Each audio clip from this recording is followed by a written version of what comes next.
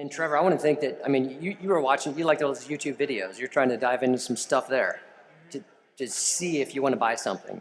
Oh, for sure. I think YouTube videos, like looking at product reviews from like normal people that, especially when they have multiple products, when they have like, I look at like comparison tests and stuff, and they actually use the product and for its intended purpose. I find that to be the most compelling to see if it actually, you can say that you're number one in your industry, but when somebody goes on YouTube and they do a comparison test and it actually, lives up to the hype, Yeah. I think that really speaks, more to me.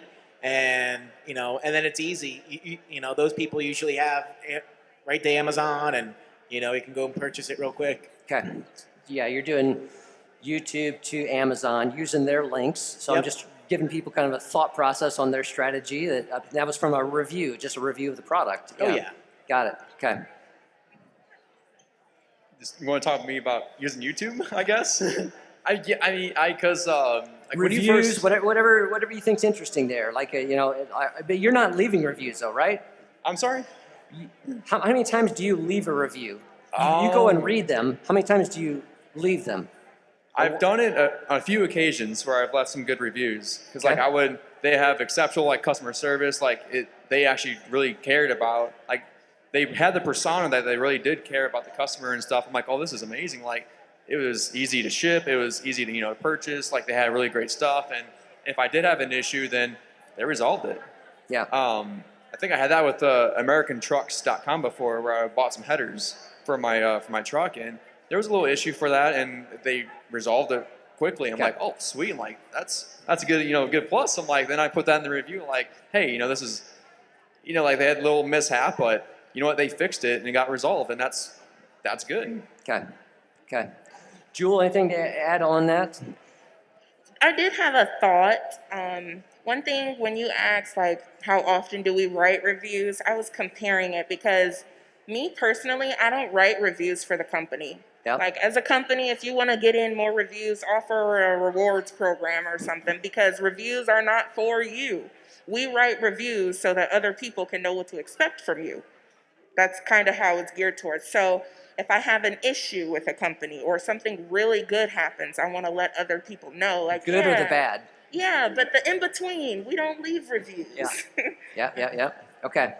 One of the other things that we talked about, because Jessica mentioned this morning how e-commerce has grown so much that, you got to offer a way for people to buy online. So obviously you got to have, your experience online to get you to purchase or to turn you off. There's multiple things within that. And we talked about kind of what turned you off and what payment options you like to see that they have. So either of those that you want to talk about, Jamie. Yeah, so one thing that I've actually gotten off a website is if a lot of the times 90% of the time I'm buying stuff on my phone. If 90%. Yeah, Yep. 90 to 99, I'm just usually on my phone. Yeah. But the two things that really bug me are, the first thing is when it's not optimized for mobile. Yeah. If you have a website, it's if it just gets so frustrating, I am 20 years old, I don't make a ton of money, I don't really want to be spending however much on your product in the first place. So if it's frustrating, I'll be like, well, I don't need it anyway. Yep. And then the other thing that bugs me, it's not really payment options. Usually, I usually use Google Pay or PayPal, even just my card in the checkout. But this is lazy of me. But if it doesn't have an autofill feature, if I can't just click and it just fills my information in, because I have it saved, drives me nuts. I hate that. Okay. So. No, that's important. That's good. I'm going to jump to Jewel. You want to tackle that one with what your thoughts are? This is kind of related to that. Yeah. What helps you or hinders you in that buying purchase online? One thing I want to say to all the business owners out there, IT, data storage, and information technology, invest all that money in there. You want to have your online platforms looking as appealing and as easy to use as possible. If developing your online platform takes up as much money as you just do it. Just do it. That's all I have to say is just do it. Because as the user, if it's hard to use, if things are blurry and skipping all over the place, we'll just say forget it altogether. Because like he said, we don't have the money to spend anyway. So That's the first thing. Secondly, I've noticed some businesses, they'll give you the option to pay with PayPal, but then they'll also give you the option to pay with PayPal and like monthly payments. So if you're a wholesaler or anything like that, that is something that will greatly benefit you because, your products could cost $1,000 and then shipping itself will be $400. So that payment plan and those options make it so much better for me as the buyer to consider your company. Yeah, and oftentimes they're kind of toting that there's gonna be no interest on that, right? It's gonna be No interest if you pay it within a certain amount of time. So for you as the business owner, that's your guaranteed money. And then Okay. as me as the consumer, it's an incentive to get you your money faster. Yeah, and that's like newer emerging technology, and maybe a lot of websites don't have that yet, but you appreciate that. Yep. Okay. John, Trevor, what do you think? What turns you off? What do you like to see? What do you and the payment options things? What I like to see is just the genuine part, like because like when you first mentioned about influencers, but the first thing that comes to my mind is like, oh, it's the sponsored ads or like scripted and everything, but like it's really the ones that really go with the flow so much that you don't even realize that they're sponsoring the product pretty much. Like they're giving you what it's like, giving you the details of the product and making you want to buy it. Because since I like dirt bike racing, I watch a lot of those athletes on the series, and I bought a Honda dirt bike because the team and the people that making those videos, they were so genuine about what the team was about and how the persona of the actual Honda manufacturing company themselves too. And I'm like, dude, like this is a great bike, like it's gnarly and rad, and it's just actually one of the best examples is the new Gas because KTM owns Husqvarna and Gas. Okay. They're all three based out of in Europe, and so they have like their own brand image. KTM is more the race-ready ride bike, and Gas they introduced that last year into the market for the U.S. and they really revamped that company. It's more of the free ride kind of lifestyle where the rider that they hired for that team, it was like, oh, dude, it's go with the flow, like throw some whips and scrubs, and like it was like more the persona. It was like, this is motocross, like this is what we do. Like it's not the huge corporate, neckties, everything like that. It's just go with the flow, and that's what really brings you to it. And Gas actually found a lot of success doing that. So Okay. that's what I like about just how genuine. Like if you were really genuine with Something that, you could it's connect good. to. It Yes, just felt yes. this is me. This is natural. I want to connect with that. Yeah, got it. Well, for me, like the buying process where I have my shopping cart and I want to, go and just go purchase it. Like Yep. it again, like Jamie and Jewel were saying, like if you don't have a phone, if it doesn't really work with your phone really well, I can tell when a website's built for a laptop because you have to zoom out and you have to, and it's not user friendly. Yep. And to me, I mean, I think the majority of people are probably buying on their phones in the first place, and autofill stuff like that just makes it easier. Where you're not really thinking about the purchase as much as you would when you're having to type in your email, your Yep. credit card. It's just instead of taking 10 minutes to buy a product, it takes 5 seconds because it autofills everything and Yes. you just go right to it. Okay. Yeah, because we said like Shopify has Shop Pay. It can remember your email address or that type of thing. You put it in there and boom, it's there. Yep. Julie, you want to say something else? He reminded me of something. As a business, you want to avoid using like industry jargon and different types of slang and use of language that the average customer wouldn't know. Like, for example, I'm looking to start my own candle making business, and in the reviews and in the product description, they use terms such as CT and hot tea, which stands for cold throw and hot throw, which just basically is the smell of the candle. So as the buyer, I was completely lost. I had to get on Google. It made the process a lot longer, but lucky for them, I'm dedicated to the cause and I took that time to go do it. But like I said, as a company, you know what you're talking about, but the consumer might not always know. So you want to put things in the simplest form as possible. Another thing that I wanted to mention is when you are going through the process of choosing which type of server you want to use, you want to make sure that you can add visual content, pictures, how-to videos, different things like that. Because as a consumer, if you want me to download your app and let it take up storage in my phone, it has to offer me value. It has to be something that, makes my life a little easier or gives me information or motivational Monday, just anything that can add value to the customer.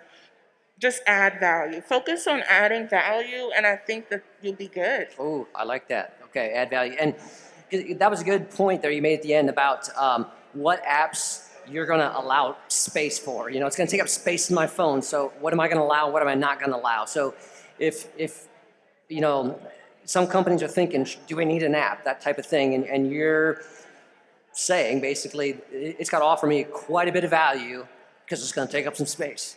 Yes, like you see a lot of fast food places nowadays. They're offering you get a free French fry, you download our app, different things like that. But please believe me, once I get my free French fry, I'm deleting your app. So you want to make sure that you provide lasting value for your customers. Like I said, a motivational Monday. I believe one of our speakers, Julia, had the Wednesdays. You want to give your customers something to look forward to. If you sell beauty and health products, maybe once a week release informational stories or quotes or something about how your products will benefit or prevent cancer. Just you want to add value and not temporary value. Like I said, once I get my French fry, I'm deleting the app. All right. Anybody else? Apps other than social media that you allow on your phone, I use Venmo a lot when I have to pay my landlord or send money to people that aren't close to me, and I find it being convenient as long as it doesn't need to be in my bank account or their bank account. And I think 3 business days, it's free, and it's just to me it's really nice to be able just to send money and not have to I don't have to bring my wallet. So I find Venmo easy. I just downloaded Cash App, so I don't really know anything about that. Okay. But I do use Venmo a lot. And you said you were a big Amazon dude, so you've got Amazon on the phone. Yep. And eBay? Kinda, just depends. Okay. Not I'll look on eBay, but anymore, I'm not huge about it because Yep. you get better deals on Amazon, I feel like. Okay. So. Yep, Jamie? I mean, I just thought of it. I would not be able to live without Spotify. I am addicted to Spotify. Yeah, I use it probably my most app time just because I constantly have music playing in the background Yep. of everything I do. So I use Spotify a lot. And we talked earlier, one of the other ones that you've used is Shein. Yeah, Shein. I really like that app because how I've heard people describe it as is fast fashion. It's not necessarily designer brands, but it's affordable. So for people like me who can't afford to go to the store and buy $40 jeans all the time, I can go to Shein and buy $15 jeans. Yep. And they come. I mean, they're okay quality. I mean, the buttons usually suck, but Yeah. otherwise Okay. they're fine. They make it through the wash. Okay. All right. Yeah, you want to... Just think about it this way. Say, for instance, you're a jewelry company and you specialize in naturally sourced stones. Maybe your app would be something that's like a crystal or chakra stone directory. People can go up and look up stones, see what they mean, see the benefits, things like that. Just because your business has an app doesn't mean that your business has to be on the app. Do you get what I mean? You want, for example, how they said Shein, that company is fast fashion. Their inventory is constantly changing. So yeah, they might need an app because they're always changing, always refreshing. But if you are I'm trying to give me a business and I could come up with the app. You don't want your app to be just selling your products. You want your app to be giving people information, giving them activities to try at home, giving them different things to go and research on their own. You want to have a value spot in someone's phone. Like me, I have staple product apps. So the music, that's a staple to my life. That's something that's necessary. I need my music when I'm having my days, The calendar app, the email app, the social media app, those have a purpose. And without them, it's like you get a new phone, you got to automatically download those apps. Yep. But then those other things I don't know, I have a Mimo app that teaches me how to code websites. That's a new skill I want to learn, and I don't even know what company that is. You know what I Okay. mean? So you want to add value, like I said, over and over again, you want to add value. Yep. I can go through my phone right now and I can look and see every app that's on there and add some type of value. It's teaching me something, it's an investment to something, it's something that adds value. No one's going to have something on there that they could just go to spend money. And that's basically what businesses want us to do, is Yep. to shop and spend money. But if you teach me about something that's going to make my life better, then of course I'd want to spend my money. Got it. Got it. So you're going deeper there. Yeah. John, any final thoughts? Yeah. Like I guess it's follow up on adding value to like your company. Like it's cool how people are looking for your own image, your own attitude. That was like the kind of switch from like one of the presentation. It's like, what's your attitude like? Because it seems like there's a lot of like cookie cutter like companies stuff like that. Like, well, what's your company and Yep. stuff? And it was funny because they mentioned how on Twitter, like, oh, Wendy's has attitude. You know, like they're just roasting them and stuff, and it kind of spurred into a whole like chicken sandwich war, like KFC and Popeyes, Burger King. They made the King, and actually, I think it was a great improvement because I wouldn't buy a chicken sandwich from Burger King. Like it wasn't like that good, but now the King, I'm like, oh, this is actually pretty good. Okay. So it's like sometimes when you show that attitude, like it actually spurs more development. And it's like, hey. No, this is like it's improvement. Yeah. Yeah. Got it. Got it. Oh, you got one more? Yeah. Yeah, he reminded me about Spotify. I'm a huge podcaster, so like I like to listen to podcasts, and sometimes they have product like like I use this product, so I find different skills or talking There's about ads something. in the podcast. Yeah, that's ads in the podcast and stuff. They might be talking about something related to what they're talking about. And when it's an hour-long conversation, I find it interesting, and I usually go at if it really interests me, I'll go and look at that product on Amazon or whatever the website is. All right. All right. Hey, thanks guys for your time here. I think hopefully that's helpful for the audience to say what's important to you as emerging the next generation of consumers and leaders here, and how you're using it. So appreciate getting to meet you guys all, and all the best with school next semester here. Thank you.